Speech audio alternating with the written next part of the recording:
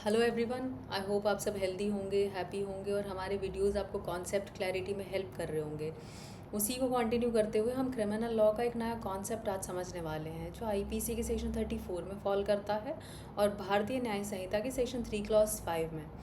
पर इस कॉन्सेप्ट को शुरू करने से पहले हम आपको दो एग्जाम्पल देंगे और उन एग्जाम्पल्स में हम दो केस के फैक्ट्स आपको बताएंगे और इन्हीं फैक्ट्स की लाइट में हम ये कॉन्सेप्ट पढ़ेंगे और अंत में ये कॉन्सेप्ट के इंग्रेडिएंट्स को उन फैक्ट्स पर अप्लाई करके देखेंगे कि क्या रिजल्ट निकलता है। तो चलिए शुरू करते हैं। देखिए, इस टॉपिक का नाम है rule of evidence, common intention under section 34 IPC और सेक्शन 3 क्लॉज 5 बीएनएस। अब ये रूल ऑफ एविडेंस हमने यहाँ क्यों लिखा है, ये आगे आपको समझ में आ जाएगा जब ये कॉन्सेप्ट हम पढ़ेंगे। अब अगर ये कॉन्सेप्ट के पहले हम जो फैक्ट्स आपको बताने वाले हैं वो ऐसे हैं कि पहले फैक्ट्स हैं कि तीन लोगों की एक टीम है। वो तीन लोग हैं ए बी सी। अब ये तीनों डिसाइड करते हैं कि एक बैंक में रॉबरी करनी है और इसमें तीनों अपने अपने रोल डिवाइड कर लेते हैं। जैसे ए और बी का काम था कि वो बैंक में अंदर जाएंगे, मैनेजर से पैसे डिमांड करेंगे, और सी का काम था कि वो बैंक के बाहर खड़ा रहेगा, गार्ड करेगा, देखेगा कि कोई सिक्योरिटी, कोई पुलिस तो नहीं आ रही। अब ये एग्जीक्यूट करते हैं इस प्लान को और ए और बी बैंक में अंदर जाते हैं, मैनेजर से डिमांड करते हैं पैसा, और सी बाहर गार्ड पर रहता है कि देखता है कोई पुलिस ना आ जाए। अब जब ए पैसे की डिमांड करता है तो मैनेजर मना करता है और उन दोनों की बहस हो जाती है। इसी कहा सुनी में ए मैनेजर को शूट कर देता है जिसमें उसकी डेथ हो जाती है। अब यहाँ डायरेक्ट एक्ट ऑफ किलिंग जो किया है वो किया है ए ने, यानी कि ए ने मर्डर किया है।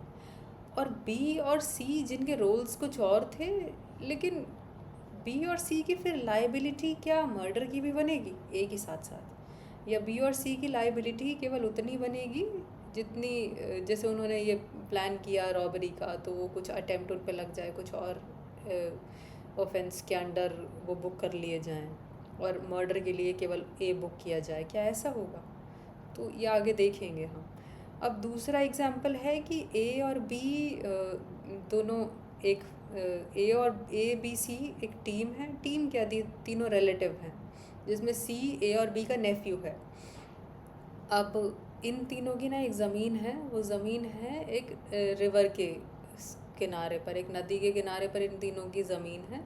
और उस ज़मीन, वो नदी के किनारे पर एक स्पेसिफिक टाइप का कोई प्लांट है जो उगता है।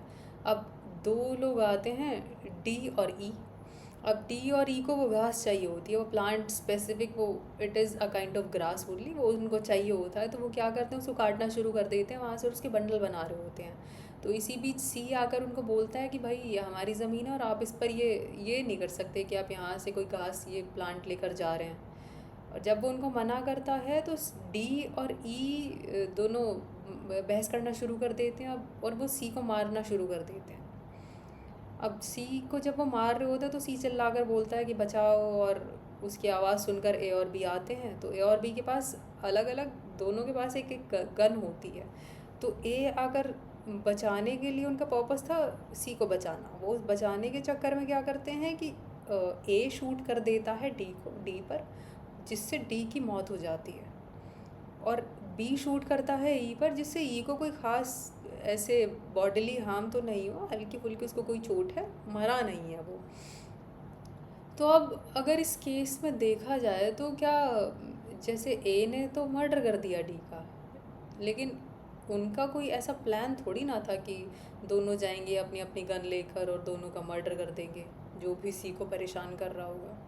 वो तो ऑन द स्पॉट जो हुआ, उस उनका पर्पस था उसको बचाना, सी को बचाना, और उसी की फर्दरेंस में ए ने शूट कर दिया। उस शूट करने से डी की डेथ हो गई। ई लेकिन भाग गया, उसको कुछ थोड़ी बहुत चोट आई है, वो भाग गया। तो इसमें मर्डर तो किया है, डायरेक्ट एक्ट ऑफ किलिंग तो यहाँ किया है ए ने, लेकिन बी की क्या लाइबिलिटी बनेगी? अटेम्प्ट की लाइबिलिटी बनेगी प्रीवियस एग्जाम्पल की तरह? क्या लाइबिलिटी बनेगी? क्या उनका पहले एग्जाम्पल की तरह उनका कोई प्लान था कि वो डी और ई को मारेंगे, या उनको पता था कि कौन है उनकी ज़मीन पर, कौन आया हुआ है और क्या वहाँ पर सर्कमस्टांसेस है, क्या चल रहा है? तो यही दोनों फैक्ट्स अब आप आपने सुने हैं। अब हम इसके बाद कॉन्सेप्ट शुरू करते हैं। तो देखिए कॉन्सेप्ट ये है सेक्शन 34, ये कहता है कि सेक्शन 34 ना कोई सब्सटेंटिव ऑफेंस नहीं क्रिएट करता।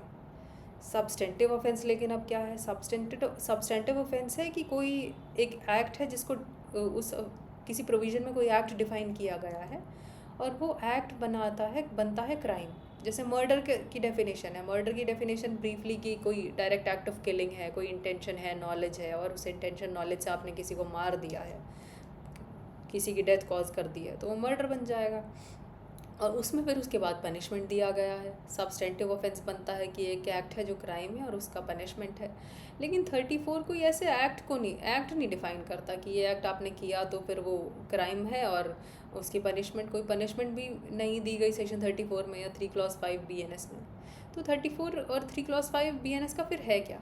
तो देखिए ये है एक रूल ऑफ एविडेंस और ये ना कोई इंडिपेंडेंट क्राइम नहीं है, जब बल्कि इस प्रोविज़न को 34 IPC या 3 क्लॉज 5 BNS इसको हम पढ़ेंगे किसी सब्सटेंटिव ऑफेंस के साथ में। अब सब्सटेंटिव ऑफेंस क्या, मर्डर है, थेफ्ट है, रॉबरी है, एक्सटॉर्शन है, ये सब्सटेंटिव ऑफेंसेस हैं। तो हम हमेशा जब भी 34 की सिचुएशन अराइज होगी ना, तो हम उस सिचुएशन में कोई सब्सटेंटिव ऑफेंस कमिट किया गया है, ये अभी हो सकता है आपको एकदम समझ ना आए लेकिन आगे आ जाएगा। अब जो एक्ट कमिट हुई होगी, जैसे मर्डर कमिट हुआ है और मर्डर के साथ अगर 34 के इंग्रेडिएंट्स अगर यहाँ फुलफिल हो रहे हैं तो हम मर्डर के चार्ज की प्रोविज़न के साथ 34 पढ़ेंगे। और जैसे ही हम ये 34 रीड करेंगे तो ये लाइबिलिटी बनाता है एक लीगल फिक्शन क्रिएट करके। जैसे पहले एग्जाम्पल में क्या था, ABC एक टीम थी, मर्डर कमिट किया था A ने, B और C ने डायरेक्ट एक्ट ऑफ किलिंग नहीं किया, लेकिन A ने जब मर्डर यहाँ कमिट किया, B और C भी तो प्रेजेंट थे वहाँ, प्लान तो इनका भी था कि रॉबरी की जाए, तो अंदाज़ा तो इनको भी होगा ना, आइडिया तो इनको भी होगा कि इस रॉबरी करने में कोई ऐसी सिचुएशन अराइज हो सकती है जब A रॉबरी के साथ साथ कुछ और एक्ट भी कमिट कर दे, या है ना।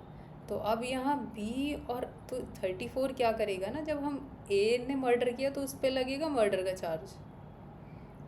चार्ज लगेगा, मर्डर का जब चार्ज लगेगा और जब हम उसके साथ 34 रीड कर लेंगे ना, तो इन तीनों की लाइबिलिटी बनेगी, B और C की भी लाइबिलिटी ना फिर A की जैसे बनेगी कि A ने मर्डर किया है और हमने मर्डर की प्रोविज़न के साथ अब 302 पढ़ लिया है ना, तो B और C भी ऐसे ही लाइबल होंगे जैसे इन्होंने भी मर्डर किया हो।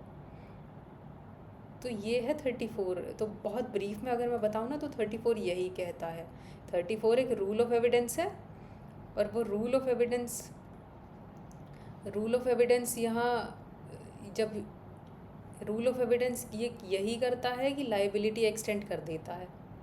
इसके साथ हम कोई सब्सटेंटिव ऑफेंस पढ़ा जाएगा और वो सब्सटेंटिव ऑफेंस जब पढ़ा जाएगा, अगर दो से ज़्यादा लोगों ने कोई क्राइम किया है, उसमें से डायरेक्ट एक्ट मेन ऑफेंडर कोई एक पार्टी है लेकिन बाकी दो भी तो इन्वॉल्व थे, बाकी जो लोग होंगे उस टीम में वो भी इन्वॉल्व थे, उन्होंने भी कुछ ना कुछ एड किया होगा किसी तरीके से मेन ऑफेंडर को। जैसे यहाँ मेन ऑफेंडर A था, B और C ने एड किया उसको किसी तरीके से कि गार्ड कर रहा है बैंक के बाहर, C भी वहीं पर है A के साथ, तो इन्होंने कुछ तो किया है, कोई तो एक्ट किया है, एड किया है। तो ये जो कुछ एक्ट इन्होंने किया है ना A के साथ, मेन ऑफेंडर A है, तो सब्सटेंटिव ऑफेंस यहाँ पे कमिट हुआ। तो जब हम ये रूल ऑफ एविडेंस 34 को लगा देंगे ना, या 3 क्लॉज 5 को हम पढ़ लेंगे BNS के, तो ये लाइबिलिटी एक्सटेंड हो जाएगी B और C तक भी A के साथ साथ। अब वो एक्सटेंड होगी क्यों, लेकिन क्या रीज़न है ऐसा करने का? तो कोर्ट ये इन्वोक करता है रिस्पॉन्सिबिलिटी एक्सटेंड करने के लिए। जब कोई किसी मेन ऑफेंडर के साथ और भी लोग इन्वॉल्व हों और वो लोग इन्वॉल्व हैं लेकिन उनकी लाइबिलिटी उस प्रोविज़न के थ्रू नहीं बन रही है। जैसे मेन ऑफेंडर ने मर्डर किया है तो मर्डर के थ्रू बी और सी की लाइबिलिटी थोड़ी ना बन रही है। मर्डर में हम क्या प्रूव करेंगे कि direct act of killing, knowledge, intention. अब वो थी ए की, बी और सी का इसमें क्या रोल था? बी और सी ने कोई डायरेक्ट एक्ट किया, लेकिन हम ये एक्ट बनाएंगे इस प्रोविज़न से। इस प्रोविज़न से हम ये लाइबिलिटी एक्सटेंड कराएंगे, और ये करेंगे किस लिए? जस्टिस के लिए। जस्टिस के लिए हम ये करेंगे कि लाइबिलिटी एक्सटेंड कर देंगे। अब इसमें देखें, और ये होगा किस तरीके से? होगा जो लीगल फिक्शन ये प्रोविज़न क्रिएट करता है। अब लीगल फिक्शन कोई प्रोविज़न कैसे क्रिएट करता है? ये एक जनरल रूल है लॉ का, जहाँ कहीं पर भी आ जाए एज इफ़ या आ जाए डीम्ड, तो ये एक तरह का लीगल फिक्शन क्रिएट करते हैं। और फिक्शन क्या है? कोई कल्पना। तो देखिए, जब कोई एक्ट कमिट तो एक पर्सन ने किया है, लेकिन उस प्रोविज़न में एक डीमिंग इफ़ेक्ट क्रिएट हो रहा है, एज इफ़ है उसमें, तो उन सभी लोगों को ऐसे ट्रीट किया जाएगा जैसे उन्होंने पर्सनली वो एक्ट कमिट किया हो, as if they personally committed the entire act alone. कि मर्डर ए ने किया है, लेकिन बी और सी भी तो उसी टीम का पार्ट थे। प्लान तो उन्होंने भी किया था कि बैंक में रॉबरी की जाएगी। तो अब हम इस लीगल फिक्शन के थ्रू बी और सी को भी ऐसे ट्रीट करेंगे कि उन्होंने पर्सनली कमिट किया है ये पूरा एक्ट। अब लीगल फिक्शन क्या है? एक रूल है जो अज्यूम करता है कोई ऐसी चीज़ जो अनट्रू है उसको एज ट्रू वो अज्यूम करता है फॉर जस्टिस और पॉलिसी रीजंस। और ये फिक्टिशियसली, काल्पनिक तौर पर ना सभी की लाइबिलिटी बना देता है। Fictitiously attributes the act to each individual, कि जो एक्ट हुआ है वो सबको एट्रीब्यूट कर देता है कि ए मर्डर ए ने किया है, लेकिन अब बी और सी भी उसी प्लान का पार्ट थे तो उनकी भी लाइबिलिटी बनती है। और ये इसका पर्पस यही है कि ये प्रोसिक्यूशन को ना सिंप्लीफाई कर देता है। अब उनको इंडिविजुअल लाइबिलिटी नहीं प्रूव करनी पड़ेगी कि बी और सी ने भी मर्डर किया है, पर बी और सी उस टीम का पार्ट थे, उस प्लान का हिस्सा थे, तो अब उनकी भी लाइबिलिटी बनेगी by proving the ingredients of 34 IPC और 3 Clause 5 BNS। अब इसका एग्जांपल ये है कि जैसे कोई बैंक में रॉबरी हुई है, ट्रिगर एक पर्सन ने पुल किया है, कि ट्रिगर तो ए ने पुल किया है, लेकिन बी और सी ये नहीं बोल सकते कि हमने नहीं शूट किया, क्योंकि अब बी और सी को भी लॉ एज शूटर्स ही ट्रीट करेगा, है ना। तो ये लीगल फिक्शन है, जब हम किसी अनट्रू चीज़ को ट्रू मानते हैं और लाइबिलिटी एक्सटेंड करा देते हैं for justice, for policy reasons. अब प्रॉपरली हम यहाँ सेक्शन 34 और 3 Clause 5 BNS का शुरू करेंगे। अब BNS की ने जो लैंग्वेज रखी है ना वो सेम एज 34 IPC रखी है, उन्होंने कोई चेंज नहीं किया है BNS में। तो अब इसकी प्रोविज़न क्या कहता है? व्हेन अ क्रिमिनल एक्ट, तो पहली रिक्वायरमेंट है क्रिमिनल एक्ट कोई होना चाहिए, is done by several persons. Several person से यहाँ मतलब है 2 और मोर। अब उन्होंने क्या किया है? When a criminal act is done by several persons in furtherance of the common intention of all, कि कुछ लोगों की, सेवरल पर्सन्स की कुछ कॉमन इंटेंशन थी, और उस कॉमन इंटेंशन के फर्दरेंस में ही, उस कॉमन इंटेंशन के चलते ही उन्होंने कोई क्रिमिनल एक्ट कमिट करा है। तो ईच ऑफ सच पर्सन्स, जितने भी लोग हैं ना, फिर वो सेवरल पर्सन्स, जितने भी पर्सन्स हैं, जितने भी लोग हैं, हर कोई लायबल होगा सेम मैनर में। अब ये देखिए, as if it were done by him alone, जैसे जिस मेन ऑफेंडर ने जैसे वो एक्ट किया है, सबकी लाइबिलिटी ऐसी ही बनेगी जैसे उन्होंने अकेले ने ये काम किया हो। कि ए ने अगर कोई क्राइम किया है तो अब सबकी लाइबिलिटी ऐसे ही बनेगी, जैसे बी और सी की भी लाइबिलिटी ऐसे बनेगी जैसे बी और सी ने ही वो एक्ट किया हो अलग, कि बी ने भी गन निकाली और मैनेजर को मार दिया, सी ने भी गन निकाली और मैनेजर को मार दिया। हम ये अज्यूम करेंगे by way of legal fiction which this provision creates, कि when a criminal act is done by several persons in furtherance of the common intention of all, तो हर कोई ऐसे लायबल होगा जैसे वो एक्ट उसने अकेले नहीं किया हो, एज इफ। अब इसके इंग्रेडिएंट्स यही सब हैं, क्रिमिनल एक्ट होना चाहिए, सेवरल पर्सन्स होने चाहिए, और वो कॉमन इंटेंशन की फर्दरेंस में हर किसी की कॉमन इंटेंशन थी, ABC तीनों की कॉमन इंटेंशन थी कि बैंक में रॉबरी की जाएगी, और उसी के फर्दरेंस में A ने मर्डर कर दिया। तो B और C भी अब ऐसे लायबल होंगे, ईच ऑफ सच पर्सन्स, तीनों के तीनों ही ऐसे लायबल होंगे जैसे सबने अलग अलग वो काम किया, as if it were done by him alone, जैसे अकेले B ने अकेले C ने वो काम किया हो। अब इसके इंग्रेडिएंट्स अगर आप देखें तो यही है, देखिए पहला है क्रिमिनल एक्ट, तो there must be a specific criminal act committed which could include any offence. तो क्रिमिनल एक्ट ना कोई भी हो सकता है, आईपीसी का कोई और एक्ट, जैसे चोरी करने के लिए कुछ 4-5 लोग गए थे तो क्रिमिनल एक्ट यहाँ क्या था, थेफ्ट। अब मान लिया 3-4 लोग, कुछ वही 4 लोगों की टीम है, रॉबरी करने गए हैं, जैसे पहला एग्जाम्पल था, ये 3 लोग थे, ABC तीनों रॉबरी करने गए थे, है ना। अब क्रिमिनल एक्ट को ना हम बहुत यहाँ एक बहुत इम्पॉर्टेंट ये है कि क्रिमिनल एक्ट को हम लिबरल इंटरप्रिटेशन देंगे, कि क्रिमिनल एक्ट का मतलब ये नहीं कि सिर्फ जैसे ए ने मर्डर किया तो क्रिमिनल एक्ट यहाँ हुई मर्डर की, लेकिन हम इसको, ये तो स्ट्रिक्ट एप्लीकेशन हो गई। लिबरल इंटरप्रिटेशन क्या है, हमें इसे वाइडली इंटरप्रेट करना पड़ेगा। वाइडली कैसे, कि इस क्रिमिनल एक्ट में ना, ये क्रिमिनल एक्ट में अब एडिंग भी आ जाएगा, अबेटिंग भी आ जाएगा। जैसे एडिंग में क्या था, B और C एड ही तो कर रहे थे, इसको A को एड कर रहे थे वो, C देख रहा था कि कोई पुलिस ना आ जाए, B भी साथ में था उसके मैनेजर से पैसे डिमांड करने में, तो एड कर रहे थे, लेकिन मेन एक्ट तो A ने किया, तो अब हम इसको लिबरली कंस्ट्रू करेंगे, लिबरल इंटरप्रिटेशन करेंगे। अब दूसरा क्या है कि done by several person, several persons का यहाँ मतलब है 2 और मोर पर्सन्स, 2 और मोर इंडिविजुअल्स एक्टिंग टुगेदर, कि 2 से ज़्यादा लोग, 2 या 2 से ज़्यादा लोग होंगे तो सेवरल पर्सन्स बनेंगे, तभी तो फिर बनेगी ना लाइबिलिटी। इस प्रोविज़न का मतलब ही यही है कि 2 या 2 से ज़्यादा लोगों ने जब कोई एक्ट कमिट किया, तो अब एक्ट तो मान लिया A ने किया, अगर A अकेला मर्डर करने जाता तो उसकी लाइबिलिटी बनती, 34 का रोल ही नहीं था, 3 × 5 BNS का रोल ही नहीं था, लेकिन उसके साथ और भी तो लोग थे, पूरी टीम थी उनकी, मेन एक्ट एक ने किया, लेकिन इस प्रोविज़न के चलते अब ये लाइबिलिटी एक्सटेंड हो गई है। तो इस प्रोविज़न पिक्चर में आता है जब 2 या 2 से ज़्यादा लोगों ने कोई क्रिमिनल एक्ट कमिट करा हो। अब ये है तीसरा इंग्रेडिएंट है common intention to do the criminal act, कि उन सेवरल पर्सन्स की, 2 या 2 से ज़्यादा लोगों की कोई कॉमन इंटेंशन थी उस क्रिमिनल एक्ट को करने की। अब कॉमन इंटेंशन क्या है, कि कोई प्री अरेंज्ड प्लान भी हो सकता है, प्री अरेंज्ड फॉर्म, और या फिर ऑन द स्पॉट भी कोई प्लान बन सकता है, मीटिंग ऑफ माइंड, कि सबकी, जैसे आपने कॉन्ट्रैक्ट में पढ़ा होगा ना कंसेंसस एड आइटम का कॉन्सेप्ट, तो यहाँ भी वही है, कॉमन इंटेंशन वही है कि मीटिंग ऑफ माइंड होना चाहिए। सबका प्लान वही था कि बैंक में रॉबरी करनी है या मर्डर करना है, प्लान सबका एक था, कॉमन इंटेंशन थी सबकी।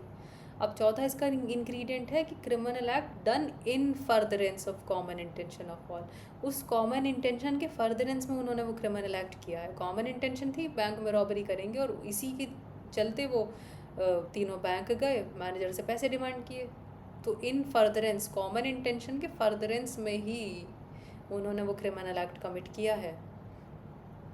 अब ये सारे एलिमेंट्स क्रिएट करते हैं एक जॉइंट और कंस्ट्रक्टिव लाइबिलिटी, कि जब सेवरल पर्सन्स इन्वॉल्व हैं, 2 या 2 से ज़्यादा लोग इन्वॉल्व हैं, तो जॉइंटली वो एक्ट कर रहे थे। कंस्ट्रक्टिव लाइबिलिटी कैसे बनती है, कि मेन ऑफेंडर है A, लेकिन कंस्ट्रक्ट होकर ना वो लाइबिलिटी अब B और C की भी बन गई by way of legal fiction, तो कंस्ट्रक्टिव लाइबिलिटी है।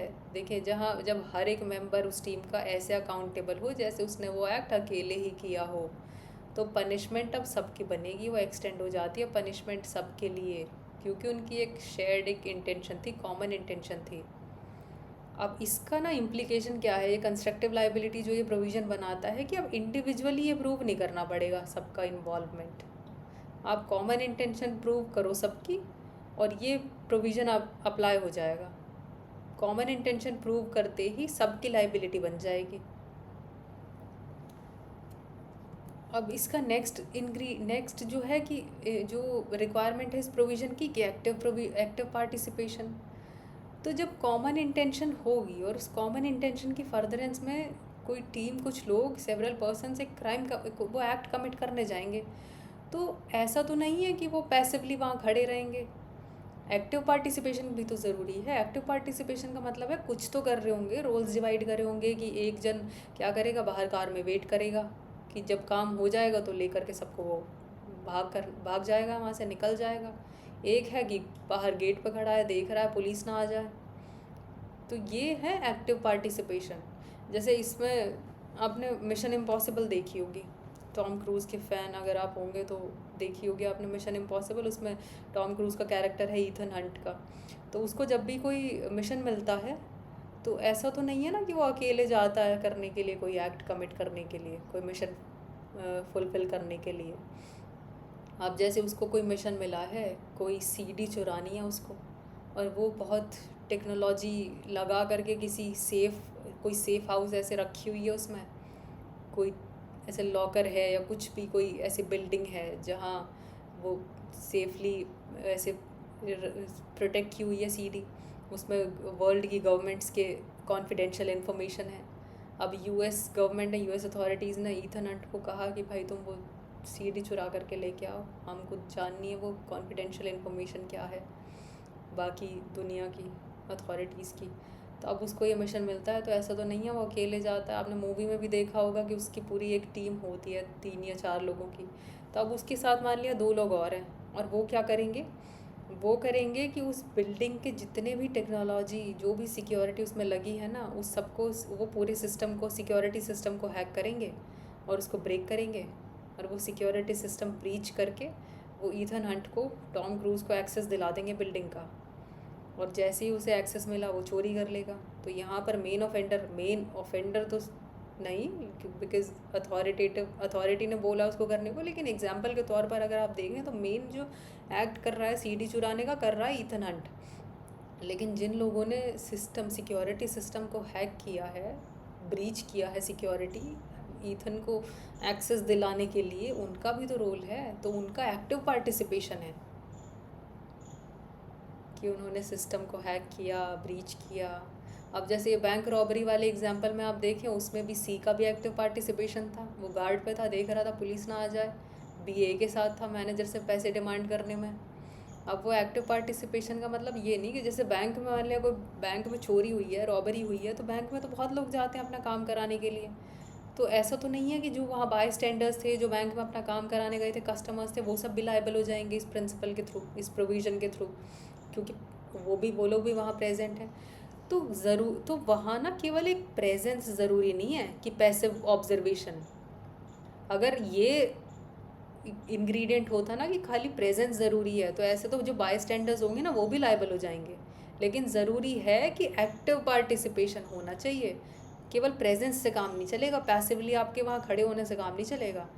तो all members must contribute through some act, को कोई एक्ट या ओमिशन करके कंट्रीब्यूट करें, सब हर कोई कुछ ना कुछ। जब वो कंट्रीब्यूट करेंगे, केवल प्रेजेंस तो इनसफिशिएंट है, उससे काम नहीं चलेगा। आप एक्टिव पार्टिसिपेशन होना चाहिए, जो पता चलेगा केस के फैक्ट्स और सर्कमस्टांसेस से। जैसे पहले एग्जांपल में हमें केस के फैक्ट से पता चला कि she was on guard, he was looking for if कि इन केस पुलिस आ जाए, तो वो उस चीज़ को वहाँ नोटिस कर रहा था, खड़ा होके ये देख रहा था कि पुलिस आई तो वो इन्फॉर्म कर देगा अंदर ए और बी को। तो ये एक्टिव पार्टिसिपेशन भी देखना पड़ेगा आपको। अब एक्टिव पार्टिसिपेशन का चल गया पता। अब क्रिमिनल एक्ट का वही हमने बताया आपको, लिबरल इंटरप्रिटेशन होनी चाहिए। केवल मेन ऑफेंस जो हुआ है उससे काम नहीं चलेगा। बाकी कोई, जो बाकी लोग हैं, कोई एड कर रहा होगा, अबेट कर रहा होगा। अब मान लिया बी, जब ये मैनेजर जब ए और ए से बहस कर रहा था कि मैं पैसे नहीं दूंगा, तो बी ने बोला कि अरे ये ऐसी बहस करता रहेगा, तो एक काम कर, इसको गोली मार दे और हम खुद पैसे डाल के बैग में निकलते हैं। तो बी ने क्या किया, बी ने अबेट कर दिया कि भाई ये बोलता रहेगा, तो एक काम कर, तो इसको गोली मार, ख़त्म कर इसे, लड़ाई चाहिए ही नहीं, तू ख़त्म कर और हम पैसा बैग में डाल के निकलते हैं। तो वो भी, तो ये उसका एडिंग अबेटिंग एड। अब मान लिया कोई चौथा आदमी भी था उनके साथ, जो बाहर कार में वेट कर रहा था कि ये बैंक से चोरी करके आए पैसा इकट्ठा करके, और इनको मैं, ये बैठे कार में, मैं इनको लेकर चलूँगा। तो ये क्या है, एड और अबेट। तो क्रिमिनल एक्ट को लिबरली इसलिए बहुत वाइड कंस्ट्रक्शन करना पड़ेगा कि खाली मेन एक्ट नहीं, मर्डर जो उसने कर दिया वो नहीं, या रॉबरी नहीं, एडिंग अबेटिंग भी उसमें काउंट होगा। अब इसके बाकी एस्पेक्ट्स क्या क्या हैं देखें, कि बाकी लोगों ने ना डायरेक्टली बेशक ना कमिट किया हो मेन एक्ट, मेन ऑफेंडर भले ही एक आदमी हो, लेकिन बाकियों का रोल क्या था कि कोई मान लिया गार्ड को डिस्ट्रैक्ट कर रहा था, कि कोई एक 3-4 लोग एक घर में चोरी करने गए हैं, तो उन्होंने क्या काम किया, बिल्डिंग में जो सिक्योरिटी गार्ड था एक जन उसको डिस्ट्रैक्ट कर रहा है, तो वो भी तो एड कर रहा है इस क्रिमिनल एक्ट में चोरी की, कि सिक्योरिटी गार्ड को वो डिस्ट्रैक्ट कर रहा है। अब इसमें क्या है, जब कॉमन इंटेंशन फॉर्म होती है ना, कॉमन इंटेंशन जैसे ही फॉर्म हुई तो पार्टीज़ एक दूसरे के म्यूचुअल एजेंट बन जाते हैं। अब वो एक दूसरे के बिहाफ पे काम करते हैं, इंडिविजुअल कुछ नहीं, कॉमन इंटेंशन में म्यूचुअल एजेंट्स बन जाते हैं। अब तीसरा क्या है कि कॉम्प्लीमेंट्री एक्शन। कॉम्प्लीमेंट्री एक्शन क्या, कि एक जन गार्ड कर रहा है, एक अबेट कर रहा है कि भाई ये ऐसे ही बोलता रहेगा तू मार दे इसको, और हम फिर अपना पैसे लेकर निकलते हैं। और तीसरा है कि बाहर जैसे सी बाहर गार्ड कर रहा था, अब चौथा मान लिया कोई है जो बाहर कार लेकर खड़ा हुआ है कि हम जैसे ये लोग चोरी कर लेंगे हम इनको बैठा करके भाग जाएंगे, एस्केप असिस्टेंस, भागने के लिए असिस्टेंस दे रहा है वो। तो इस सबका कुछ ना कुछ एक्शन हर कोई कर रहा है, और उसमें कॉम्प्लीमेंटैरिटी है कि सब मिल कर के एक दूसरे को जो हेल्प कर रहे हैं, इससे पूरा उनका प्लान सक्सेसफुल हो जाएगा। तो कॉम्प्लीमेंटैरिटी इन एक्शन है ना। तो ये है क्रिमिनल एक्ट।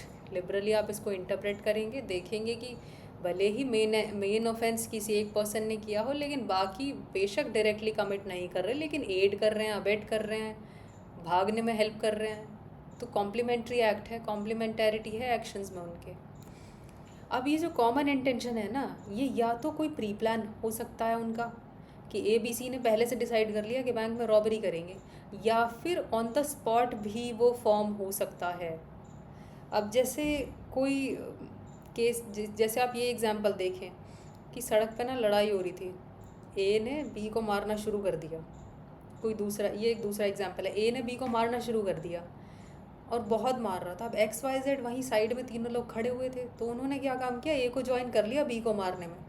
तो अब X ने क्या किया, X ने B के हाथ पकड़ लिए, Y ने क्या किया, साइड में ना एक सड़क पे एक स्टिक पड़ी हुई थी, डंडी एक पड़ी हुई थी, उठा ली कि B को इससे मारेंगे। और Z ने क्या किया, Z ने वहाँ रास्ता रोक लिया कि इसको भागने नहीं देना है इसको, और मारो। अब एक ने हाथ पकड़ लिए हैं, एक नीचे से डंडी उठा रहा है कि इसको मारेंगे इससे, एक भागने से बचा रहा है, रास्ता ब्लॉक कर लिया है उसने, A के साथ A मार रहा है। तो इससे क्या पता चलता है, आप अगर ये पूरे फैक्ट्स देखें, पूरे सर्कमस्टांसिस को देखें, तो हर कोई एड कर रहा है किसी न किसी तरीके से। शुरू में मारना शुरू किसने, अब A क्या है, A मार रहा है डायरेक्ट, A ने डंडी ली Y के हाथ से और मारना शुरू कर दिया B को बहुत तेज़। एक हाथ पकड़ रहा है, एक भागने नहीं दे रहा उसको, रास्ता ब्लॉक कर लिया है। तो हर किसी ने ना अपनी वो इंटेंशन शो करी। तो यहाँ क्या है, intention on the spot, spontaneous formation हुआ है कॉमन इंटेंशन का क्राइम सीन पे। तो ये भी हो सकता है कि प्रायर कॉन्सेप्ट भी हो सकता है, प्री प्लान कोई कुछ हो सकता है, और ऑन द स्पॉट भी वो इंटेंशन फॉर्म हो सकती है, कॉमन इंटेंशन। तो हर केस के फैक्ट्स और सर्कमस्टांसेस से आपको पता चलेगा कि कॉमन इंटेंशन थी नहीं थी, फॉर्म कैसे हुई। अब कॉमन इंटेंशन लेकिन प्रूव कैसे होंगे, क्योंकि इंटेंशन का कोई डायरेक्ट एविडेंस तो होता नहीं है। इंटेंशन तो हम देखते हैं क्रिमिनल लॉ में कंडक्ट से देखेंगे, सर्कमस्टांसेस से देखेंगे। तो यहाँ इस एग्जांपल में क्या था, हमने सबका कंडक्ट देखा कि एक्स ने हाथ पकड़ लिए उसके कि वो वापस ना मार पाए ए को। वाई ने क्या किया, साइड में से कोई उसको डंडा मिल गया, उसको उठा कर दे दिया कि भाई इससे मारो। जेड ने रास्ता ब्लॉक कर लिया। तो कंडक्ट देखो ना, आप सबके कंडक्ट से पता चल रहा है कि ये तो चाह रहे हैं कि आज बी की अच्छे से पिटाई हो, और ए मार ही रहा है, वो तो मेन एक्ट कर ही रहा है कि मार रहा है उसको। तो सर्कमस्टेंसेस जो भी होंगे, हम सर्कमस्टेंसेस से देखेंगे कि कॉमन इंटेंशन है कि नहीं। और सर्कमस्टेंशियल एविडेंस में क्या आ जाता है, प्रायर रिलेशंस क्या हैं। मान लिया A, B और C, पहले एग्जांपल में बैंक रॉबरी वाले में देखें, तीनों दोस्त हैं। तो तीनों दोस्त हैं, पहले भी कुछ ऐसे ही मिल करके पहले भी कोई क्राइम कमिट कर चुके हैं। दूसरा है सीन, क्राइम सीन पर उनका कंडक्ट क्या है, जैसे XYZ का कंडक्ट, वेपन क्या यूज़ किया, वो भी हो सकता है। जैसे बैंक रॉबरी वाले एग्जाम्पल में उसने गन निकाल के शूट कर दिया। और पोस्ट क्राइम बिहेवियर में क्या है कि कोई बाहर खड़ा है कार लेकर के कि इनको लेकर के भागेंगे, तो वो भी इन सब सर्कमस्टांसेस को मिलाकर अगर आप इनको क्यूमुलेटिवली कंसिडर करो ना, तो एक चेन बनती है, चेन ऑफ इवेंट। चेन जब ये बनेगी तो ये सर्कमस्टेंशियल एविडेंस हो जाएंगे। चेन ऑफ इवेंट कंडक्ट आप देखेंगे तो ये कंडक्ट से ही इस पूरे सर्कमस्टेंसेस से कॉमन इंटेंशन इस्टेब्लिश होती है कि कोऑर्डिनेटेड एक्शंस हैं जो दिखा रहे हैं यूनिटी में काम चल रहा है। एक जन ने हाथ पकड़े हुए हैं, दूसरा डंडे से मार रहा है, तीसरे ने रास्ता ब्लॉक कर रखा है, और किसी ने ना विड्रॉ नहीं किया, सब कंटिन्यू कर रहे हैं पूरे एक्ट में। किसी ने मना भी नहीं किया कि भाई तू ऐसा मत कर, सब लगे हुए हैं कमिट करने में क्राइम। और हम फैक्ट, वही अजम्पशन कुछ नहीं है, फैक्ट से देखेंगे, केस के फैक्ट्स, सर्कमस्टांसेस क्या बोलते हैं, ऐसे कॉमन इंटेंशन प्रूव होगी। अब लेकिन कॉमन इंटेंशन या सिमिलर इंटेंशन, तो देखिए ये प्रोविज़न जो बात करता है वो है कॉमन इंटेंशन की। तो ये कॉन्सेप्ट ऐसे ही आ जाता है उठ के जब हम ये पूरा कॉमन इंटेंशन का कॉन्सेप्ट देते हैं कि भाई कॉमन इंटेंशन या सिमिलर इंटेंशन हम इसको कहेंगे। तो कॉमन इंटेंशन तो वो है जहाँ मीटिंग ऑफ माइंड हो, कंसेंसस हो, कि सबका कॉमन इंटेंशन यही है, सबके दिमाग में यही है कि बैंक में चोरी करनी है। अब सिमिलर इंटेंशन क्या है, इससे डिफ़र कैसे करते हैं कि सिमिलर इंटेंशन है कि कुछ इंडिपेंडेंट मोटिव्स हैं, कि ए को ना बी से कुछ एनमिटी है, ए ने प्लान किया मारेगा इसे, सी भी मारना चाहता है बी को, उसकी भी कुछ दुश्मनी है, लेकिन उसने ना कोई प्लान ऐसा किया नहीं है, उसका सेम गोल नहीं है, कोई प्लान भी नहीं है, ए का ही प्लान है बस। अब एक दूसरा कोई एक कॉन्सेप्ट है इन फर्दरेंस और ड्यूरिंग फर्दरेंस। अब इन फर्दरेंस क्या है, सेक्शन जो ये प्रोविज़न है ना सेक्शन 34 या 3 क्लॉज 5 BNS का, ये बात करता है इन फर्दरेंस की। इन फर्दरेंस का मतलब है कि जब वो एक्ट कर रहे हैं तो उसमें जो भी उन्होंने किया है ना, उस पूरे प्रोसेस में जो एक्ट किया है वो कॉमन इंटेंशन का पार्ट था। और ड्यूरिंग फर्दरेंस का मतलब क्या है कि वो एक्ट, अगर पूरे प्रोसेस में कोई एक्ट कर दिया तो वो उस प्लान का पार्ट नहीं था, वो बस हो गया उस एक्ट में। जैसे 4 लोग एक घर में चोरी करने के लिए जाते हैं, ABCD। अब चोरी करने के लिए जाते हैं, AB तो जाते हैं, ABC जाते हैं अंदर, D करता है गार्ड को डिस्ट्रैक्ट, सिक्योरिटी गार्ड को, कि मैं इसे डिस्ट्रैक्ट करूँगा, तुम तब तक अंदर घुस जाना। अब उस बीच A और B तो कर रहे थे चोरी, C ने क्या किया, उस घर में किसी फीमेल का रेप कर दिया। लेकिन रेप करना was not the part of the plan, कि कॉमन इंटेंशन थी उनकी कि घर में जाएंगे, चोरी करेंगे, रेप कर लेंगे। रेप कॉमन इंटेंशन का पार्ट नहीं था, कॉमन इंटेंशन थी सबकी चोरी करना। तो रेप जो हुआ है ना वो ड्यूरिंग फर्दरेंस हुआ है, ना कि इन फर्दरेंस। तो अब जब लाइबिलिटी बनेगी ना तो रेप की लाइबिलिटी केवल C की बनेगी, A, B और D की नहीं बनेगी, क्योंकि ड्यूरिंग फर्दरेंस था रेप, इन फर्दरेंस नहीं था, कॉमन इंटेंशन का पार्ट नहीं था रेप। ठीक है, ये इसका कॉन्सेप्ट है। अब अगर हम केस लॉ देखें ना, तो जो बैंक रॉबरी वाला हमने आपको एग्जांपल बताया था वो फैक्ट्स है इस केस के, Barendra Kumar Ghosh versus king emperor. अब इसमें ना कोर्ट ने बोला कि अब जो गार्ड पर था ना, C जो पर्सन था, कि मैं तो भाई बैंक के बाहर खड़े होकर वेट कर रहा था, देख रहा था पुलिस ना आ जाए, मैंने तो मर्डर नहीं किया, डायरेक्ट एक्ट ऑफ किलिंग तो मैंने नहीं किया, तो मेरी क्या लाइबिलिटी बनेगी भला।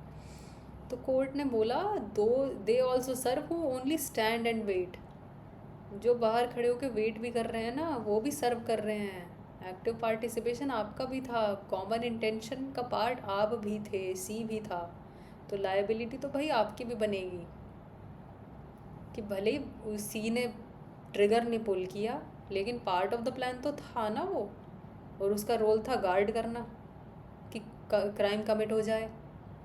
तो सारे जो पार्टिसिपेंट्स हैं ना इक्वली लाइबल होंगे, because the act was done in furtherance of common intention.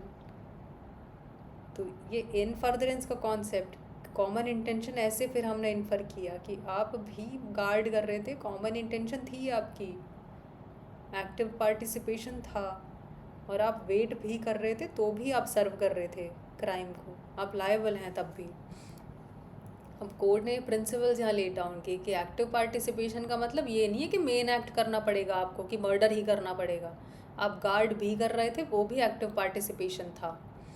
और प्रेजेंस अगर आपकी थी आपकी प्रेजेंस थी, आपके पास वेपन था, आप क्राइम सपोर्ट करने के लिए रेडी थे, कर भी रहे थे बाहर गार्ड करके, तो यही सफिशेंट है लाइबिलिटी अट्रैक्ट करने के लिए अंडर सेक्शन 34।